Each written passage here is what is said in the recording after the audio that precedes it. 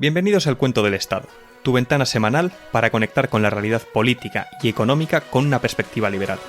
Desde el norte y el sur de España somos Íñigo Sagredo y Miguel Enrile, dos ingenieros apasionados por la economía, la política y la libertad, que venimos a explicar por qué no nos creemos el cuento. Bueno, Íñigo, ¿qué tal? ¿Cómo estás, Miguel? Muy bien, aquí muy ilusionado de hacer un nuevo capítulo del podcast. Este es difícil, este es complicado. Este es complicado. Bueno, antes de empezar, queremos daros las gracias por el feedback que hemos recibido.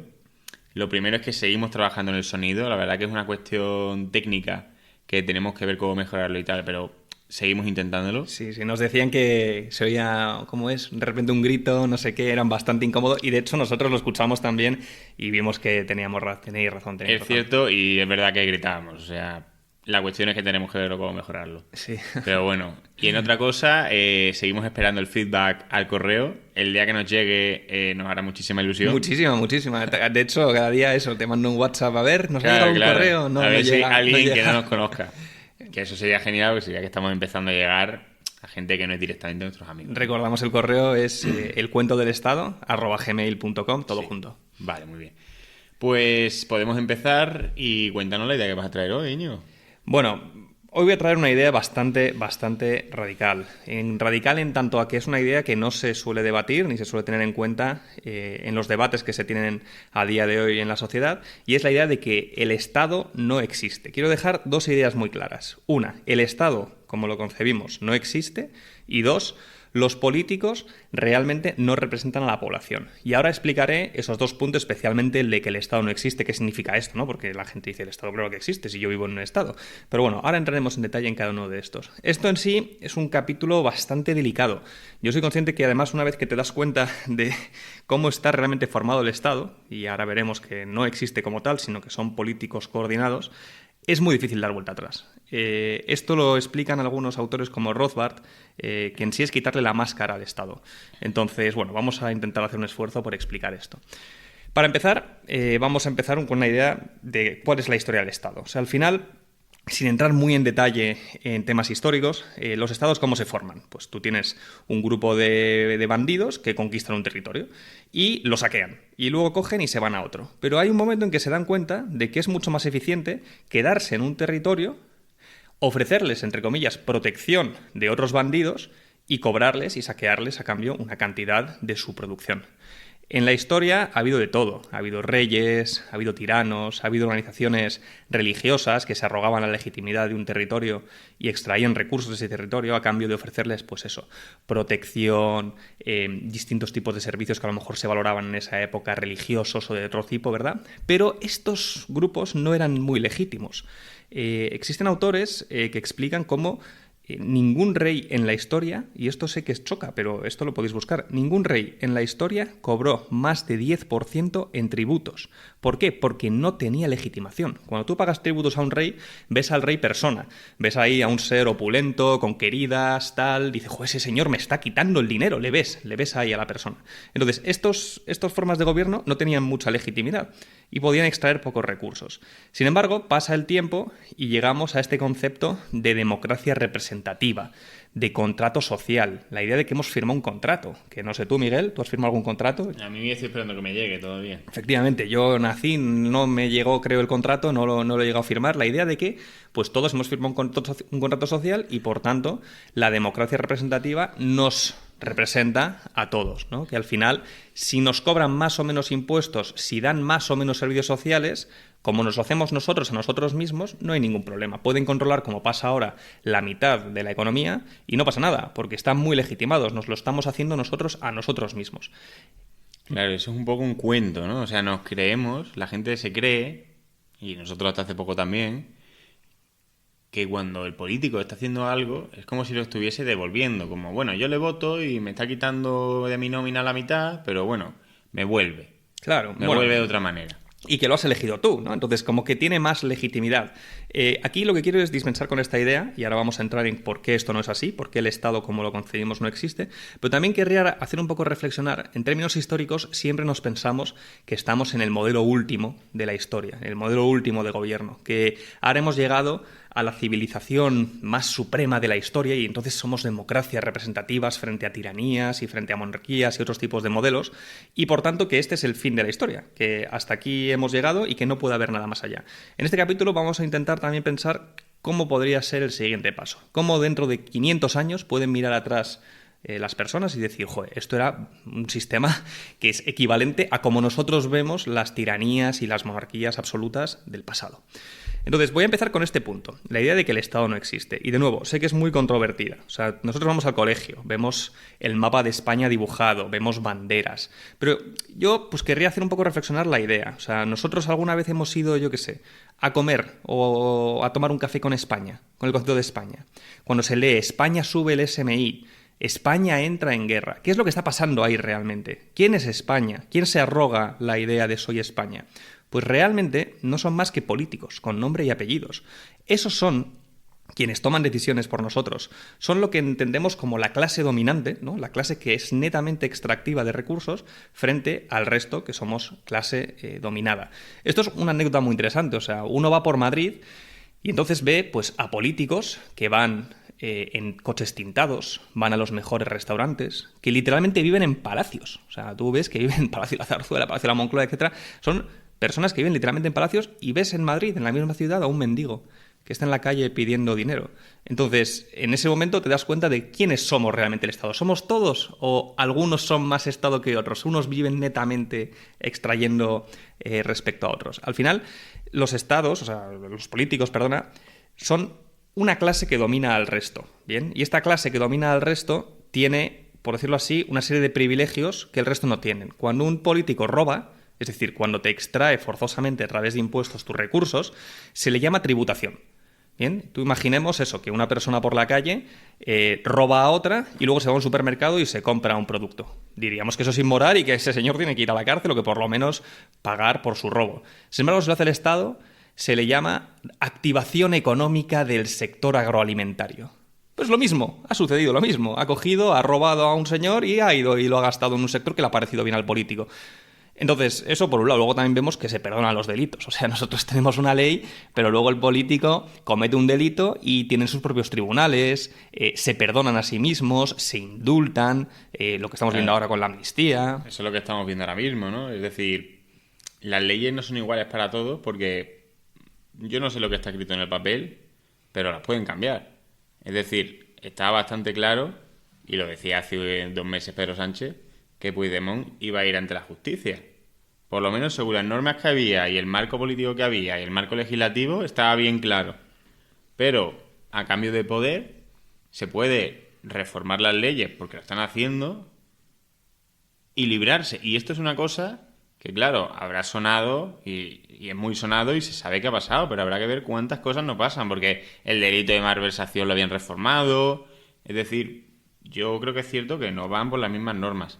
Bien, entonces, al final, esta idea que escuchamos de Estado de Derecho, hay muchos autores que explican que es un oxímoron. O sea, el Estado en sí no se puede, no puede estar sujeto a derecho, porque, de nuevo, son ellos juez y parte. Y tú dices, no, los jueces son diferentes, ya estamos viendo lo que sucede. Quiero decir, el político es el que elige qué condiciones tiene un juez para ser un juez, cómo se coloca como juez, y ya veremos que, de nuevo, el Estado, lo que tenemos en el Estado no son solo los políticos, sino son todo el entramado que netamente extrae recursos a la sociedad bajo el pretexto de que los están representando, que también veremos que no es así. Vale, Íñigo, pero entonces, si el Estado no es lo que todos pensamos, entonces, ¿qué es el Estado? Bueno, esta parte es muy, muy interesante. Y esta es una de las razones por las que creo que el liberalismo puede ser un movimiento transversal. Es decir, puede ser algo que la gente tanto de derechas como de izquierdas se den cuenta realmente de la situación en la que estamos, de que nos mantienen entretenidos con debates vacíos, pero qué es lo que está pasando detrás. Y yo creo que tanto la derecha como la izquierda ven injusticias, pero no ven cuál es la raíz de la injusticia. La derecha ve que el Estado realmente pues son los políticos. Son políticos, eso, con nombre y apellidos, que van en coches de lujo, tienen sus dietas, cobran sueldos increíbles, que luego se terminan y se van a una empresa a las que le da ayuda a vivir con unos salarios de 300.000 euros, etcétera. Son personas que netamente extraen recursos al resto de la sociedad a través de la fuerza. Es decir, le ponen una pistola y dicen, no me pagas o vas a la cárcel. La izquierda también ve ciertas injusticias porque ve grandes empresas y dice, joder, o sea, ahí tiene que haber algún problema. O sea, ¿cómo es posible que estas grandes empresas, y tienen parte de razón? Esto es lo que Milei llama los empresaurios o los empresarios prebendarios. Estos empresarios son grandes empresas, grandes conglomerados que han conseguido, gracias a los favores políticos y gracias a infiltrarse en la política, privilegios respecto a otros grupos. Pues, por ejemplo, los aranceles. Supongamos que tenemos un sector, pues no sé, determinado de la población que dice, oye, tenemos que desarrollar nuestra industria de forma arbitraria. Y le dice al político, pon aranceles para que no tengamos que competir con el resto del mundo. Lo que está sucediendo es que todos los ciudadanos están financiando eso, porque están pagando productos más caros para que ese sector en concreto, entre comillas, se desarrolle, pero lo que sucede es que eso se mantiene en el tiempo y esas personas extraen, por tanto, rentas de forma neta al resto de la población. Monopolios también. Oye, te crean un monopolio ficticio a través del Estado porque te dan una licencia y no puedes hacer otra cosa.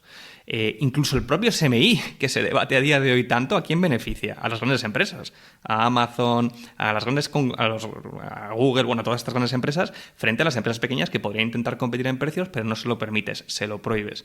Milei lo decía muy bien, decía, es curioso porque Milei le comentaba que un asesor suyo le decía que independientemente de quién ganaba las elecciones, si la derecha o la izquierda en Argentina, a la Casa Rosada, que es el equivalente a la Moncloa, llegaban los mismos políticos, los mismos empresarios siempre. Llegaban los de las mismas empresas a decir, oh, muy bien, enhorabuena, oye, mira, pues esta ayuda que me estás dando, este subsidio, me lo sigues manteniendo, tal, no sé qué. Entonces, de nuevo, es una situación en la cual tiene una relación entre ellos y que netamente lo que están haciendo es extraer al resto de personas su dinero. El político le da favores al empresario y luego, a cambio, el empresario pues le da dinero. O por la puerta de atrás con corrupción directa, pero tampoco hace falta que sea eso. ¿Qué ha pasado con Garzón hace nada?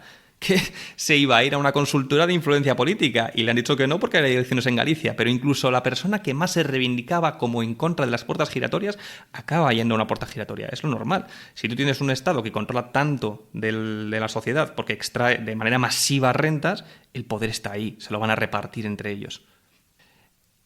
Entonces, hemos visto ya que realmente lo que se le llama el Estado, España, la soberanía, son un conjunto de políticos que están bien coordinados y un conjunto de empresarios prebendarios que son capaces de coordinarse con esos políticos para que esa relación simbiótica lo que haga finalmente es extraer de manera masiva recursos por la fuerza al resto de la población.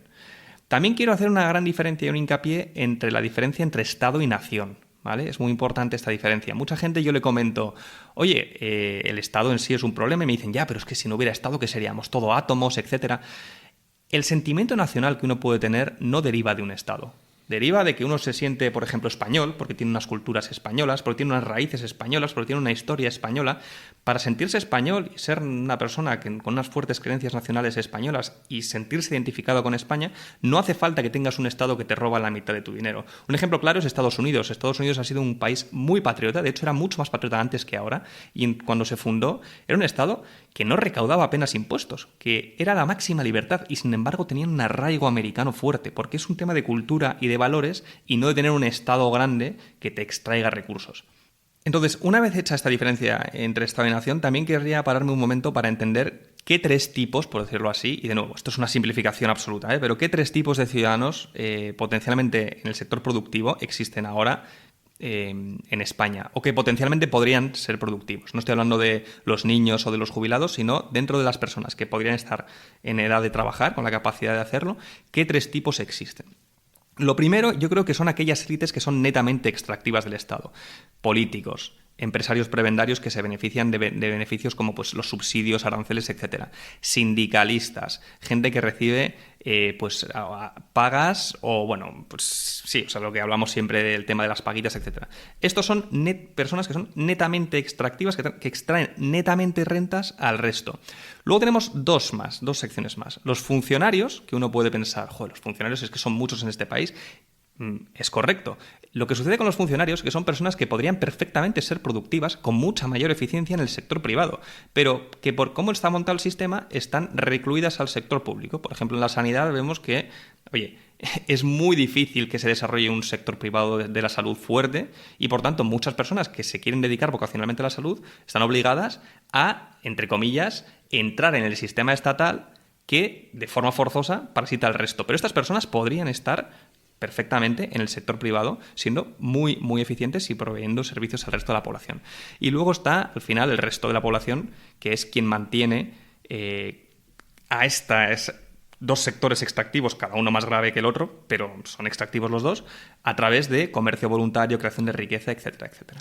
De hecho, en el tema de la medicina no es opcional, es decir, no es que los médicos quieran pasar por la sanidad pública. Es que el tema de la especialización, una vez que te sacas el MIR, en España la única manera de formarte en medicina y especializarte en una, o sea, la que sea, ¿no? Pues dermatología, oftalmología, lo que sea, es pasando por el aro de trabajar 5 años obligatoriamente en la sanidad pública y luego tendrás tu especialización y podrás legalmente, porque el Estado así lo ha decidido, que puedas operar o que puedas hacer tus cosas. Entonces, no hay esa opción. Justo, los médicos son bastante rehenes del Estado. Es decir, no pueden decir, bueno, pues yo me formo en un hospital privado. No, eso no existe. Tú pasas y vas a tener que hacer todas las cosas que el Estado te dice para poder ejercer, porque lo han decidido así. Justo. O sea, el Estado te da al final licencias, te otorga privilegios, te otorga que si no haces esto no puedes ejercer en este sector, etcétera. Correcto, exactamente. Entonces, o sea, una vez entendido esto, quiero ir al segundo punto que vamos a mencionar en este podcast y es la idea de que el Estado no nos representa. Y entonces esto ya se vuelve muy serio, porque primero, si el Estado no existe, son un montón de políticos coligados con empresarios y encima no nos representan realmente, entonces, ¿qué hacen ahí, no? Pero vamos a entender exactamente el punto de no nos representan. Hay una regla en estudio de política que se llama la regla de Arrow, y la regla de Arrow esencialmente explica que no hay una forma que no sea arbitraria de agregar preferencias colectivas. ¿Qué significa esto? Que yo pues puedo tener una serie de preferencias de grupo que en función del sistema electoral que ponga voy a sacar resultados totalmente diferentes. Es decir, tú puedes tener un grupo en España que tiene unas ideas. La situación ahora mismo, como está en España política, tiene un sistema de votación. En Francia hay uno que no tiene nada que ver. En Estados Unidos hay uno que no tiene nada que ver. Con las mismas preferencias de grupo y sistemas diferentes salen resultados que no tienen nada que ver. O sea, por ejemplo, de nuevo, ahora en Argentina, Milei en la primera vuelta perdió. Habría ganado Massa. Si el sistema hubiera sido, oye, solo hay una vuelta, quien saca más votos gana, estaría gobernando Massa ahora mismo. Pero sin embargo hay un sistema de 2 vueltas y está gobernando Milei. De nuevo, la forma de agregar preferencias es totalmente arbitraria. Si esto es así, si la forma de agregar preferencias es arbitraria, entonces, ¿cómo podemos asumir que una persona, por ganar unas elecciones con un sistema arbitrario, tenga el derecho a gobernarnos durante 4 años? Tiene ningún sentido. Luego, además, otro punto interesante. Yo lo llamo esto el dilema del chino y el español. Yo me imagino a un chino que llega a España, viene así a visitar, y entonces pues va a Madrid, visita las distintas zonas, el Museo del Prado, oh, qué bonito, tal, no sé qué. Y este chino, pues obviamente no es español, con lo cual no tiene que pagar impuestos en España.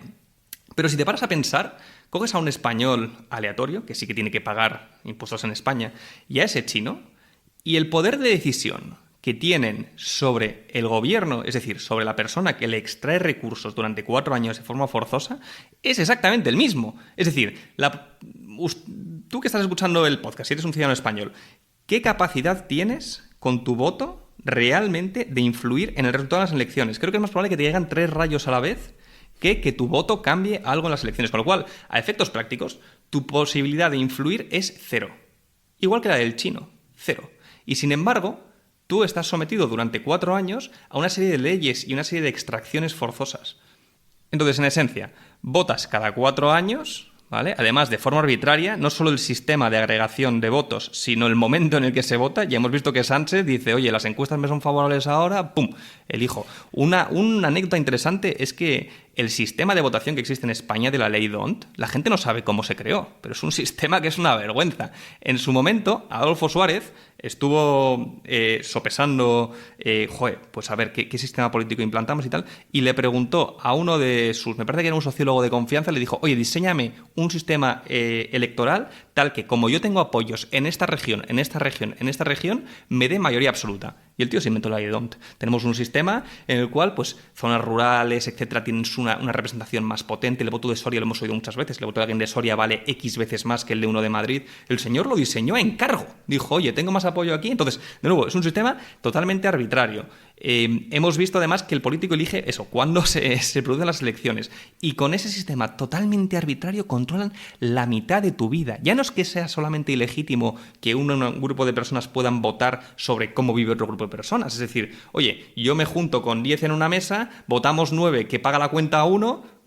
Sí, democracia. Es bastante así. Pues no, es profundamente legítimo. Pero ya no solo eso, sino que encima el sistema de elección de los representantes es totalmente corrupto, es totalmente arbitrario. Es como si yo te digo, mira, tienes un botón rojo y un botón azul, y te pongo ya los candidatos, y cada 4 años votas. Y te digo, ¿estás votando? Sí, bueno, claro, pero yo te he puesto los candidatos como en muchas zonas que se llaman democracias, Corea del Norte, Rusia, etcétera, que luego pues el sistema es exactamente así. Con lo cual, al final, el político no está representando a nadie. Es simplemente una persona que ha conseguido trepar el poder. No es el ciudadano medio que está representando a la soberanía nacional, sino que es de lo peor de la ciudadanía. Es el que ha sido capaz de trepar, engañar y llegar al poder para controlar la mitad de la vida de las personas. Bueno, eso puede ser así, pero dentro de lo que cabe, se dice mucho y hasta cierto punto puede tener razón, ¿no? De que, de alguna manera, el Estado somos todos. Es decir, todos aportamos en la medida de nuestras posibilidades a esa caja pública y todos recibimos en mayor o menor medida servicios públicos. Esto es, es necesario y es mucho más de lo que se hacía en la época feudal, ¿no? Donde el rey te robaba y no te hacía nada. Eso está bastante más claro que era robo, pero esto de alguna manera tú lo das y devuelve. O sea, al final hay que entender que hay un grupo de personas, como hemos hablado antes, que son clase dominante y otro grupo que son clase dominada. La clase dominante es netamente extractiva. Son un grupo de personas que sacan muchísimo más, de manera brutal, de lo que entregan. Y muchas personas que netamente, y no son los ricos necesariamente, como hemos visto, hay empresarios que son prebendarios, que son muy ricos, incluso los propios políticos. O sea, quiero decir, el salario del político, ¿cuánto es, Miguel? Lo hemos visto, 100.000 euros para arriba. Más por ahí, y se lo suben cada cuarto de hora. Efectivamente. Y el salario medio español, ¿cuánto es? 22.000, 23.000, ¿no? Entonces, al final, la pregunta es, oye, si estos señores... Primero, el Estado no existe, son personas con nombre y apellidos y distintas instituciones que se van arraigando y extrayendo netamente rentas. Además, no representan a nadie, porque ya hemos visto que el sistema de elección es arbitrario. Entonces, ¿cómo narices se mantienen en el poder? ¿Cómo es posible? Pues es a través de sistemas de legitimación. Es decir, en las escuelas, por ejemplo, escuelas, universidades, se estudia a Mises, Ludwig von Mises, ¿vale? Se estudia a Murray Rothbard, que son teóricos liberales que tienen estas ideas muy claras. Tengo un amigo que está estudiando, que estudió en su momento filosofía y derecho y no abrió un libro de ninguno de estos autores de la escuela austríaca. Ni uno. No se mencionan. ¿Cómo se van a mencionar si van en contra de este aparato estatal y la educación la controla el Estado? Luego, la televisión.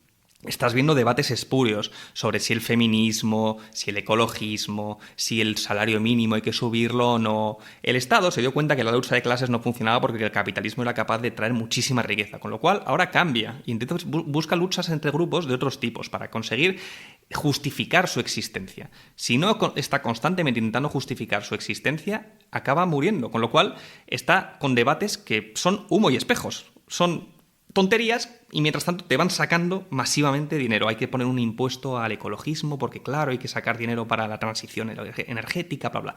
Luego, otro punto con el que se legitima son los intelectuales. Pues jueces, juristas, pensadores. Tienen a gente pues, que le ponen a estudiar, a sacarse una oposición muchos años y luego pues, hacen ese ejercicio de justificación del propio sistema. Los jueces se estudian unas oposiciones durísimas y luego son los intelectuales que son capaces de defender el sistema. Y luego, para mí, lo peor, y ya lo hemos hablado en algún podcast, podcast, es que el sistema se protege a sí mismo. Ya no solo con la creación de redes clientelares como hemos visto en Argentina, que era ya de descarado. O sea, se montan ahí ayudas entre ellos, tal, no sé qué, y todos te acaban votando. Y aquí en España también lo hemos visto, Iñigo, lo estamos viendo. Sí, o sea, zonas de España que votan siempre al mismo porque tienen redes clientelares que es que directamente te están dando dinero para que les votes. Pero ya no solo eso, sino sistemas perversos como el de la deuda pública, que ya lo hemos visto. O sea, si ahora llegara un político liberal, no sería capaz realmente hasta dentro de un largo plazo de cambiar las cosas porque hay una deuda de más del 100% del PIB. Luego, una situación, por ejemplo, con los pensionistas. Creas una estafa piramidal para que sea imposible luego realmente achicar ese gasto público porque tienes a un montón de personas dependientes del Estado. Luego, una estructura de funcionarios de por vida. Entonces, de nuevo, como ves, tienes un sistema que se protege a sí mismo. Bueno, y frente a esto, que por cierto es lo que pasa en todo el mundo, ¿no? O sea, no sé qué sitios hay sin estados, ¿qué alternativa hay? Bueno, esa es la gran pregunta a responder, ¿no? O sea, el Estado está constantemente haciéndonos pensar que sin ellos no podríamos vivir. Y este es su trabajo. Todos los días tiene que hacer este ejercicio. Todos los días tiene que decir, si no diéramos nosotros la sanidad o si no diéramos nosotros la educación, seríais analfabetos, estaríais muriendo de cáncer por la calle, estaríais esto, lo otro. Te ponen los peores escenarios en la cabeza para conseguir constantemente legitimarse. Quiero que nos imaginemos por un segundo una sociedad en la cual el Estado proveyese la comida. ¿Vale? Tú no vas ni al supermercado porque el Estado tiene su situación en la cual entrega una comida en una zona y tú vas a por ella todos los días. Sería impensable sugerir que la comida fuese proveída de manera descentralizada y de manera libre. Pensaríamos, pues seguro que uno compraría todos los campos y nos mataría de hambre, y entonces pondría la comida súper cara para robarnos a todos. Y como vemos, no es así. El sistema alimentario es muy eficiente y funciona muy bien. Pues funciona exactamente igual con todos los puntos. Nuestro objetivo en este podcast es explicar cómo el Estado realmente no es necesario ni para sanidad, ni para educación, ni para muchísimos subsidios y cosas que estamos viendo. A partir de ahí hay dos escuelas. Una escuela del liberal minarquista, que dice, oye, un Estado mínimo en el que dé justicia de última instancia, defensa, seguridad y poco más, y el anarcocapitalista, que piensa que ni siquiera es necesario para eso, que el Estado no es necesario, que es un grupo de bandidos y que tienen que desaparecer. Ya comentaremos las diferencias entre estos dos sistemas, pero bueno, son las dos principales escuelas que hay del liberalismo. Es verdad esto de la comida y es un ejemplo que ya pusimos en Correos, ¿no? Es decir, lo de claro, si los supermercados fueran públicos, entonces, si no fueran los supermercados públicos, no llegarían a la zona rural, porque ahí no puede. La realidad es que termina llegando, pero termina llegando innovando en el tiempo y dando lo que se necesita, ni más ni menos, porque es lo que la gente está dispuesta a pagar, es lo que la gente está dispuesta a trabajar por ello. Pero bueno, en general, ¿qué sacamos de aquí, Íñigo?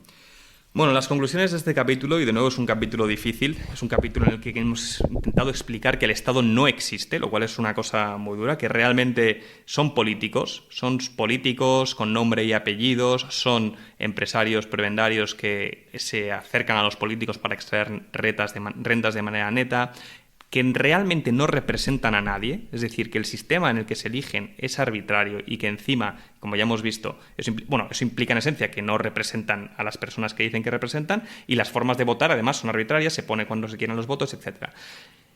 Se intentan legitimar para mantenerse parasitando al resto, como ya hemos visto, con escuelas, con debates vacíos, con sistemas que arraigan para que el cambio sea muy complejo, y lo más importante es que te roban cada día. Cada día. O sea, esto es equivalente a que si tú vas por la calle, te atraquen cada día con una pistola. Es un político que se ha parasitado en el sistema. Cada vez que vas a comprar un producto y voluntariamente vas a intercambiar derechos de propiedad en el mercado, hay un político que te está robando. Te está robando. O sea, no es una forma, no, joder, qué agresivo. Es robo. Es robo, solo que como lo hace el Estado, tiene sus leyes especiales y lo llaman tributos, pero es robo. Te están cogiendo y te están quitando dinero. Cuando trabajas la mitad del año, estás trabajando para el Estado, te están quitando dinero. Entonces, todos los días te están robando. Y lo bonito, lo bueno, es que existe la opción de dar la vuelta de manera pacífica a esto.